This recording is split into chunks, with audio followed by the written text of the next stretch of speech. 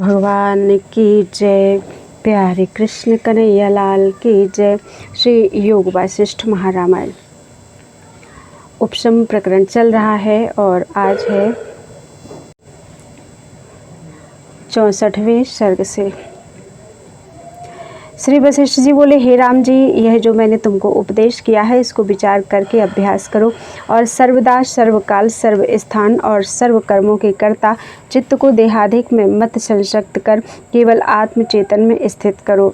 हे राम जी, किसी वस्तु को सत्य जान के चित्त ना लगाओ, ना आकाश में, ना अधा में, ना ऊर्ध्व में, न दिशा में, न बाहर, न भीतर, न प्राण में, न उर में, न मूर्धा में, न तालु में, न भौं के मध्य में, न नासिका में, न जागृत स्वप्न सुषुप्ति में, न तम में, न प्रकाश में, न श्याम में, न रक्त में, न पीत में, न श्वेत में, न स्थिर में, न चल में, न आदि में, न अंत में, न मध्य में, न दूर में, न निकट में, न चित्तादि अंतःकरण में, न शब्द में, न स्पर्श रूप रस गंध में, और न कलना अकलना में चित्त लगावे। सब ओर से चित्त को रोककर चेतन तत्व में विश्राम करो। द्वैत को लेकर चेतन तत्व का आश्रय ना करो। हे राम जी, जब सबसे निराश होगे और आत्म तत्व में स्थित होगे तब विगत संग होगे और जीव का जीवत्व चला जाएगा। केवल चिदात्मा होकर स्थित होगे तब सब व्यवहार करो अथवा ना करो, करते हुए भी अकर्ता होगे अथवा इसका भी त्याग करो। केवल चिदानंद शांत रूप जो तत्व है उसमें स्थित हो, तब अद्वैत रूप तत्व स्वाभाविक भासेगा। जैसे बादलों के दूर हुए सूर्य स्वाभाविक भासता है, तैसे ही फुरने से रहित होने से चेतन तत्व भास आवेगा। और जैसे प्रकाश रूप चिंतामणि स्वाभाविक भासे आता है, तैसे ही आत्म प्रकाश स्वाभाविक भास आवेगा। फिर जो कुछ क्रिया तुम करोगे वह सब फलदायक नहीं होगी। जैसे कमल को जल स्पर्श नहीं करता, तैसे तुमको क्रिया न स्पर्श करेगी। और चित्त आत्मगति निर्वाण रूप होगा और क्रिया करता भी अकर्ता रहोगे। इति श्री योग वासिष्ठे उपशम प्रकरणे शांत समाचार योगोपदेशो नाम चतुष्षष्टितमः सर्गः। बोलो वृंदावन बिहारी लाल की जय। श्री वशिष्ठ जी बोले, हे राम जी, असंशक्त पुरुष ध्यान करे अथवा व्यवहार करे वह सदा ध्यान में स्थित और शोक से रहित है। बाहर से यदि वह क्षोभवान दृष्टि आता है परंतु हृदय उसका सर्व कलना से रहित है और वह संपूर्ण लक्ष्मी से शोभता है। हे राम जी, जिस पुरुष का चित्त चैत्य से रहित अचल है सो विगत ज्वर है, उसको कुछ दुख स्पर्श नहीं करता। जैसे जल कमलों को स्पर्श नहीं करता और औरों को निर्मल करता है, और जैसे निर्मली मलिन जल को निर्मल करती है तैसे ही वह जगत को निर्मल करता है। जो आत्म तत्व में लीन है सो क्षोभमान भी दृष्टि आता है परंतु क्षोभ उसे कदाचित नहीं। जैसे सूर्य का प्रतिबिंब क्षोभमान दृष्टि आता है परंतु सूर्य को कदाचित क्षोभ नहीं, तैसे ही ज्ञानवान का चित्त क्षोभायमान दृष्टि आता है पर क्षोभ उसे कदाचित नहीं। हे राम जी, आत्मारामी पुरुष बाहर से मोर के पुच्छवत चंचल भी दृष्टि आता है परंतु हृदय से सुमेरु पर्वत की नाई अचल है। जिनका चित्त आत्मपद में स्थित हुआ है उनको सुख दुख अपने वश नहीं कर सकते। जैसे स्फटिक को प्रतिबिंब का रंग नहीं चढ़ता तैसे ही ज्ञानवान को सुख दुख का रंग नहीं चढ़ता। जिस पुरुष को परावर ब्रह्म का साक्षात्कार हुआ है उसका चित्त राग द्वेष से रंजित नहीं होता। जैसे आकाश में बादल दृष्टि आता है परंतु आकाश से स्पर्श नहीं करता, तैसे ही ज्ञानवान के चित्त को राग द्वेष स्पर्श नहीं करते। जो आत्मध्यानी है और जो परम बोध का साक्षात्कार होकर कलना मल से मुक्त हुआ है वह पुरुष असंशक्त कहता है। हे राम जी, जो आत्मा रामी पुरुष हैं उनकी आत्मज्ञान के अभ्यास से संशक्ता निवृत्त हो जाती है, अन्यथा संशक्त भाव निवृत्त नहीं होता। जब चित्त परिणाम आत्मा की ओर होगा, जैसे चंद्रमा परिणाम के वश से अमावस्या को सूर्य रूप हो जाता है, तब चित्त दृढ़ परिणाम के वश से आत्मा रूप हो जाएगा। जब चित्त चैत्य भाव से हीन होता है तब क्षीण चित्त कहता है और शांत कलना कहता है, तब जागृत भी सुषुप्ति रूप हो जाता है। उस अवस्था में जो कुछ क्रिया करता है सो फल का आरंभ नहीं होती, क्योंकि वह तो निरहंकार हो जाता है। जैसे यंत्री की पुतली अहंकार से रहित चेष्टा करती है और संवेदन से रहित है, उसको कोई दुख नहीं होता, तैसे ही निरहंकार निसंवेदन पुरुष निर्दुख और निर्लेप रह कहता है। हे राम जी, इष्ट अनिष्ट भाव अभाव रूपी जगत चित्त में होता है। जब चित्त आत्मभाव को प्राप्त हुआ तब किससे किसको बंधन हो, तब तो सब आत्म तत्व होता है। जैसे नट सर्वस्वांग को धारता है और अपना अभिमान किसी से नहीं करता, तैसे ही सुषुप्ति बोध पुरुष जगत की क्रिया करता है और बंधवान नहीं होता, जीवन मुक्त होकर स्थित होता है। हे राम जी, सुषुप्ति बोध का आश्रय करके जगत की क्रिया करो, पर क्रिया कर्म करता त्रिपुटी की भावना से रहित रहो, तब तुमको कुछ दुख नहीं होगा। ग्रहण और त्याग में अभिमान ना होगा, यथा प्राप्त में स्थित होगे। सुषुप्ति बोध में जो स्थित है सो करता हुआ भी कुछ नहीं करता। ऐसे निश्चय को धार करके जैसे इच्छा हो तैसे करो। हे राम जी, ज्ञानवान की चेष्टा बालकवत होती है। जैसे बालक अभिमान से रहित पालने में अंगों को हिलाता है, तैसे ही ज्ञानवान अभिमान से रहित कर्म करता है और फल का स्पर्श उसे नहीं होता। जब चित्त अचित्त रूप हो जाता है तब जागृत जगत सुषुप्ति रूप हो जाता है, और जो कुछ क्रिया करता है वह स्पर्श नहीं करती। हे राम जी, जब जगत से सुषुप्ति दशा होती है तब हृदय शीतल हो जाता है, राग द्वेष कुछ नहीं फुरते और आत्मानंद से पूर्ण होता है। और जैसे पूर्णमासी का चंद्रमा शोभता है तैसे ही वह शोभता है। सो सुषुप्ति बोध में स्थित है वह महातेजवान होता है और आत्मानंद से पूर्ण चंद्रमा की नाई हो जाता है। हे राम जी, जो सुषुप्ति बोध में स्थित है वह संसार के किसी क्षोभ से चलायमान नहीं होता।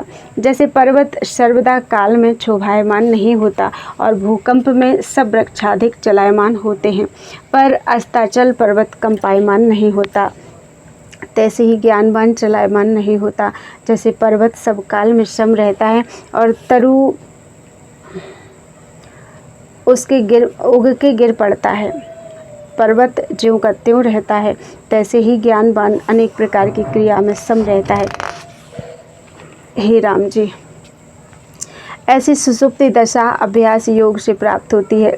जब यह दशा प्राप्त होती है तब उसको तत्ववेत्ता तुरीया पद कहते हैं। सो परमानंद स्वरूप है, सो उसमें सब दुख नष्ट हो जाते हैं और असंसक्त हो जाता है। जब मन का मनन भाव निवृत्त हो जाता है तब ज्ञानवान को परम सुख उदय होता है और उससे वह परमानंद हो जाता है। जो इस संसार को लीला रूप देखता है और सर्व शोक से रहित निर्भय होता है, उससे संसार भ्रम दूर हो जाता है। जब तुरीया पद में प्राप्त होता है तब संसार में फिर नहीं गिरता। जो यत्नवान पुरुष परम पावन पद में स्थित हुए हैं वे संसार की अवस्था को देखकर हंसते हैं।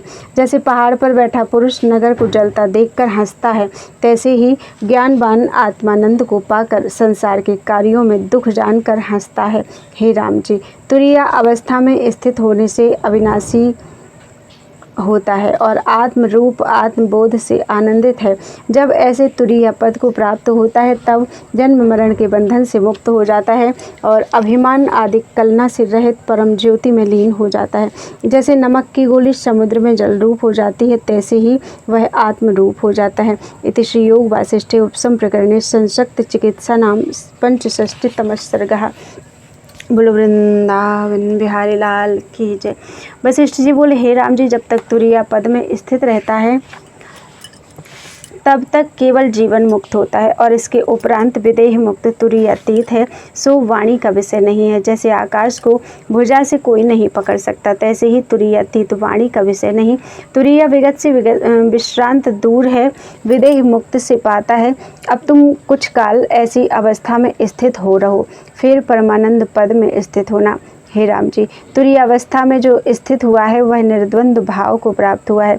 जब तुम अद्वैत दृष्टि रूप सुसुप्ति अवस्था में स्थित होगे तब जगत के कार्य भी करते रहोगे और सदा पूर्ण रहोगे और तुमको उदय अस्त का भाव कदाचित ना प्राप्त होगा। जैसे मूर्ति का लिखा चंद्रमा उदय अस्त को नहीं प्राप्त होता है, तैसे ही तू उदय अस्त के भाव को ना प्राप्त होवेगा। हे राम जी, इस शरीर को अपना जानकर जीव राग द्वेष से जलता है और जिस पदार्थ का सन्निवेश होता है उसके नष्ट हुए नष्ट हो जाता है। जैसे मृत्तिका का अन्वय घट में होता है पर घट के नाश हुए मृत्तिका का नाश नहीं होता, तैसे ही तुम भ्रम को मत अंगीकार करो। तुम सदा जीव के त्यों हो, तुम्हारा सन्निवेश इसमें कुछ नहीं। इससे ज्ञानवान देह के नाश हुए शोकवान नहीं होता और देह के स्थित हुए सुखी भी नहीं होता, क्योंकि उसका देह के साथ कुछ संबंध नहीं है। जो तत्वदर्शी पुरुष है वह यथा प्राप्ति में निर्दोष होकर विचरता है और अभिमान आदि विकारों से रहित निर्मल आकाशवत है। जैसे शरत काल की रात्रि में चंद्रमा से आकाश निर्मल होता है, तैसे ही मन की वृत्ति विकारों से रहित होकर आत्मपद में स्थित होती है, संसार की ओर नहीं गिरती। जैसे योग मंत्र तप और सिद्ध से संपन्न पुरुष आकाश में उड़ता जाता है, वह फिर पृथ्वी पर नहीं गिरता। हे राम जी, तुम भी अपने प्रकृत भाव में स्थित होकर यथा प्राप्त क्रिया को करते निर्द्वंद रहो। अब तुम भी अब स्वरूप के ज्ञाता हुए हो और परम पद में जाग कर अपने स्वरूप को प्राप्त हुए हो। इससे पृथ्वी में विशोकवान होकर विचरो, तब अनिच्छा से इच्छा को त्याग कर शीतल प्रकाश अंधकार तप्त और मेघ से रहित शरत काल के आकाशवत निर्मल शोभोगे। हे राम जी, यह जो जगत चिदानंद स्वरूप है और आदि अंत से रहित है, जो अहम त्वम आदिक भ्रम से रहित है, उसमें स्थित हो। आत्मा केवल अव्यक्त और चिंता से रहित है, उसका शरीर के साथ संबंध कैसे हो। आत्मा आदिक नाम भी उपदेश व्यवहार के लिए कल्पे हैं, वह तो नाम रूप भेद और भय से रहित अशब्द पद है और वही जगत रूप होकर स्थित हुआ है। जगत कुछ भिन्न वस्तु नहीं है। जैसे जल तरंग रूप भासता है, सो जल से भिन्न नहीं है, तैसे ही आत्मा से भिन्न जगत नहीं। और जैसे समुद्र सब जल रूप है, जल से भिन्न कुछ नहीं, तैसे ही सब जगत आत्म रूप है, भिन्न नहीं। जैसे जल और तरंग में भेद नहीं और पट और तंतु में भेद नहीं, तैसे ही ब्रह्म और जगत में भेद नहीं। हे राम जी, द्वैत कुछ वस्तु नहीं, परंतु मैं तेरे उपदेश के निमित्त द्वैत अंगीकार करके कहता हूँ, यह जो शरीर है उसके साथ तेरा कुछ संबंध नहीं। जैसे धूप और छाया का संबंध नहीं होता और प्रकाश और तम इकट्ठे नहीं होते, तैसे ही आत्मा और देह का संबंध नहीं। देह जड़ और मलिन है और दृश्य असत्य है, आत्मा निर्मल चेतन और सत्य है, तो उसका देह से संबंध कैसे हो। जैसे शीत और उष्ण का परस्पर विरोध है, तैसे ही आत्मा और देह का संबंध नहीं। जैसे वन में अग्नि लगने से जंतु जलते हैं, तैसे ही ब्रह्म दृश्य रूप देह में अहम भाव करके जीव जलते हैं। हे राम जी, जैसे दावाग्नि में कुबुद्धि नर जल बुद्धि कर, तैसे ही अज्ञानी देह में आत्मबुद्धि करते हैं। जैसे दावाग्नि में कुबुद्धि नर जल बुद्धि करे, तैसे ही अज्ञानी देह में आत्मबुद्धि करते हैं। जैसे मरुस्थल में सूर्य की किरणों में जल भासता है, तैसे ही आत्मा में देह भाव रखते हैं। हे राम जी, चिदात्मा निर्मल नित्य और स्वयं प्रकाश है और देह मलिन और अस्थि मांस और रक्तमय है। इसके साथ आत्मा का संबंध कैसे हो। आत्मा में देह का अभाव है, केवल एक अद्वैत तत्व अपने आप में स्थित है, उसमें द्वैत भ्रम कैसे हो। हे राम जी, स्वरूप से ना कोई बंध है और ना कोई मुक्त है। सर्वसत्ता एक आत्म तत्व स्थित है और भीतर बाहर सब वही है। मैं सुखी हूँ, मैं दुखी हूँ, मैं मूढ़ हूँ, इस मिथ्या दृष्टि को दूर से त्यागो और आपको केवल आत्मरूप जानकर स्थित हो। यह दृश्य परम दुख देने वाला है और इसमें दुख प्राप्त होवेगा। जैसे तृण और पहाड़ की और पट और पत्थर की एकता नहीं हो सकती, एकता नहीं होती, तैसे ही आत्मा और शरीर की एकता नहीं होती। जैसे तम और प्रकाश का संयोग नहीं होता, तैसे ही देह और आत्मा का संयोग नहीं होता और दोनों तुल्य भी नहीं होते। जैसे शीत और उष्णता और जड़ और चेतन की एकता नहीं होती, तैसे ही शरीर और आत्मा की एकता नहीं होती। हे राम जी, शरीर जो चलता बोलता है, सो वायु के बल से चलता बोलता है। 8 स्थानों में वायु के बल से अक्षरों का उच्चार होता है। उर, कंठ, सिर, जिह्वा, मूल, दंत, नासिका, ओष्ठ, तालु, यही 8 स्थान हैं। का, ख, गा और घा, इन चारों का उच्चार कंठ में होता है। चा, छा, जा और झा, इन चारों का तालु स्थान में उच्चार होता है। टा, ठा, डा और ढा और झा, इन चारों का तालु स्थान में उच्चार होता है। टा, ठा, डा और ढा, इन वर्गों का मूर्धा में उच्चार होता है। ता, था, दा, धा, इन का दांतों में उच्चार होता है। पा, फा, बा, भा, मा, इन 5 का ओष्ठों में उच्चार होता है। और अंगा, यान, ना और अणा इनका नासिका में उच्चार होता है। जिह्वा मूल का जिह्वा में उच्चार होता है और जिस पद के आदि हा हो, हाकार हो, वह हृदय से बोला जाता है। 8 स्थानों में इन वर्गों का वायु से उच्चार होता है और सूक्ष्म नवस्वर का उच्चार होता है, पर आत्मा इससे निर्लेप होता है। जैसे बांसुरी वायु से शब्द करती है, तैसे ही इन 5 तत्वों से शब्द होता है। इनमें आत्म अभिमान करना महामूर्खता है। नेत्रादिक इंद्रियां भी वायु से चेष्टा करती हैं, इससे इस भ्रम को त्याग कर आत्मपद में स्थित हो। आत्मा आकाशवत सब में पूर्ण है, जैसे आकाश सब ठौर में पूर्ण है, परंतु जहाँ आदर्श होता है वहाँ प्रतिबिंब होकर वहाँ भासता है। तैसे ही आत्मा सब ठौर में पूर्ण है, परंतु जहाँ हृदय होता है वहाँ भासता है। हे राम जी, जहाँ वासना से चित्त रूपी पक्षी जाता है वहाँ आत्मा को ऐसा अनुभव होता भासता है कि मैं यहाँ हूँ। जैसे जहाँ पुष्प होता है वहाँ सुगंध भी होती है, तैसे ही जहाँ चित्त होता है वहाँ अहम भाव भी होता है। जैसे आकाश सब ठौर में है, परंतु जहाँ प्रतिबिंब होता है वहाँ भासता है, और जैसे जल सब पृथ्वी में है, परंतु भासता वही है जहाँ खोदा जाता है। तैसे ही आत्मा सब ठौर है, परंतु भासता वही है जहाँ चित्त है। जैसे सूर्य का प्रतिबिंब सब ठौर है, परंतु जहाँ आदर्श अथवा जल है वहाँ भासता है, तैसे ही आत्मा जहाँ तहाँ पूर्ण है, परंतु शुद्ध हृदय में भासता है। आत्मा का प्रतिबिंब चित्त में ही भासता है, और वह चित्त आत्मा की सत्ता से जगत रचना फैलाता है। और जैसे सूर्य की किरणें धूप को फैलाती हैं। हे राम जी, भूतों का कारण अंतःकरण ही है, आत्म तत्व तो अतीत है, आदि कारण नहीं। वास्तव में कारण है।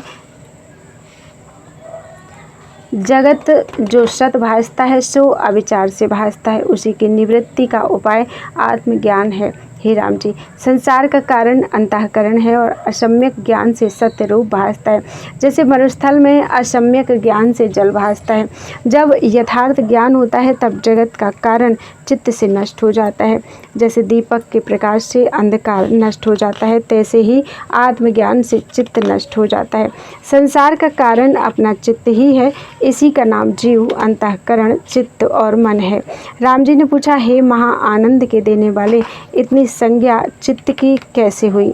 वशिष्ठ जी बोलते हैं, हे राम जी, सर्वभाव रूप एक परमात्म तत्व है। जैसे समुद्र, नदियाँ, तरंगादि संज्ञा एक जल ही धरता है, तैसे ही चित्तादिक अनेक संज्ञा को आत्मा धारता है, पर सदा एक रूप है। संवेदन फुरने से अनेक रूप धरता है। जैसे एक जल कहीं तरंग, कहीं बुदबुदे, कहीं जल, कहीं चक्र और कहीं स्थिर, इतनी संज्ञा को धारता है, परंतु सब ही जल रूप है। तैसे ही सर्वशक्ति आत्मा सब शरीरों में सर्वरूप होता है। जब स्पंद कलना दूर होती है तब शुद्ध स्वरूप होकर भासता है, और जहाँ अज्ञान रूप संसरने को अंगीकार करता है तहाँ वही अनंत आत्मा जीव कहता है। जैसे केसरी सिंह पिंजड़े में फंसता है, तैसे ही यह जीव रूप होता है। ये हे राम जी, जहाँ अहम भाव फुरता है वहाँ जीव कहता है। जहाँ निश्चय वृत्ति से फुरता है उसको बुद्धि कहते हैं। संकल्प विकल्प से मन, चिंता करने से चित्त और प्राकृत भाव से प्रकृति कहता है। हे राम जी, प्रकृति रूप जो पदार्थ हैं वह जड़ कहता है, और चेतन है सो जीव कहता है। जड़ जो दृश्य भाव में संबित भाग है, और अजड़ जो जीव अहम सुदृष्टा भाव से सिद्ध होता है। इनके जो मध्य है सो परमात्म तत्व है और नाना रूप भासता है।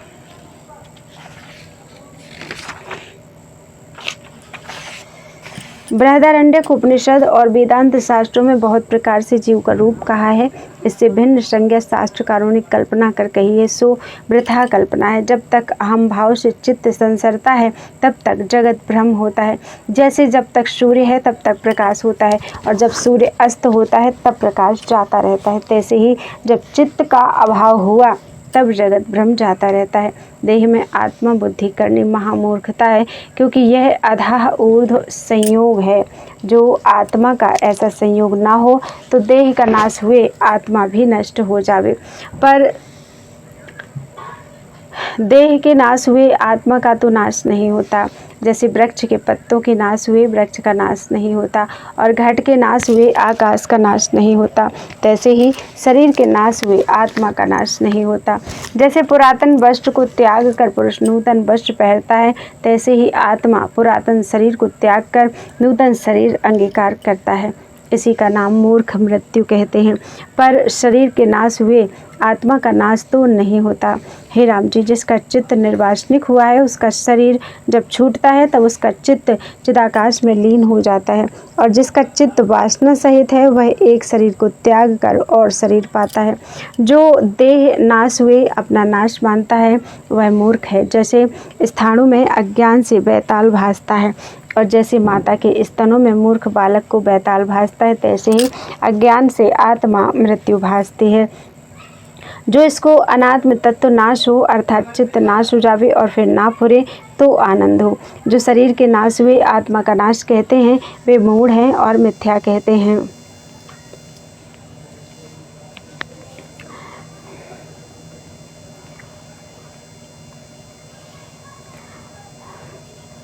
जैसे कोई देश से देशांतर जाता है तो उसका अभाव नहीं होता, तैसे ही एक शरीर को त्याग कर और शरीर को प्राप्त होता है तो आत्मा का नाश नहीं होता। तैसे जल में तरंग फुर के फिर लीन होकर और ठौर में जा फुरते हैं, तैसे ही आत्मा एक शरीर को त्याग कर और को धारता है। जैसे पक्षी उड़ता उड़ता दूर जाता है तब दृष्टि नहीं आता परंतु नाश नहीं होता, तैसे ही शरीर के नाश हुए आत्मा और ठौर प्रकट होता है, नाश नहीं होता। हे राम जी, वासना के वश से वह जीव एक शरीर को त्याग कर और शरीर को प्राप्त होता है। इसी प्रकार वासना के अनुसार जीव फिरता है। वासना रूपी रस्सी से बंधा जीव रूपी बानर शरीर रूपी स्थानों में भटकता है और कभी ऊर्ध्वलोक और कभी मनुष्य लोक में घटी यंत्र की नाई भ्रमता है। हे राम जी, जीव के हृदय की जो वासना होती है उसी से जरा मृत्यु जन्म आदि का दुख पाता है और कर्म रूपी भार उठाकर कभी स्वर्ग कभी पाताल और कभी मध्य स्थान में जाता है, शांति कदाचित नहीं पाता।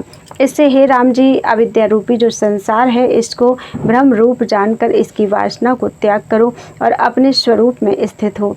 इतना कहकर वाल्मीकि जी बोले कि इस प्रकार जब वशिष्ठ जी ने कहा तब सूर्य अस्त हुआ तो सभा स्नान के निमित्त उठी और परस्पर नमस्कार करके अपने अपने स्थान को गए। फिर रात्रि बिता के सूर्य की किरणों के निकलते ही आ बैठे। इति श्री योग वासिष्ठे उपसम प्रकरणे संसार योगोपदेशो नाम षट्षष्टितमः सर्गः।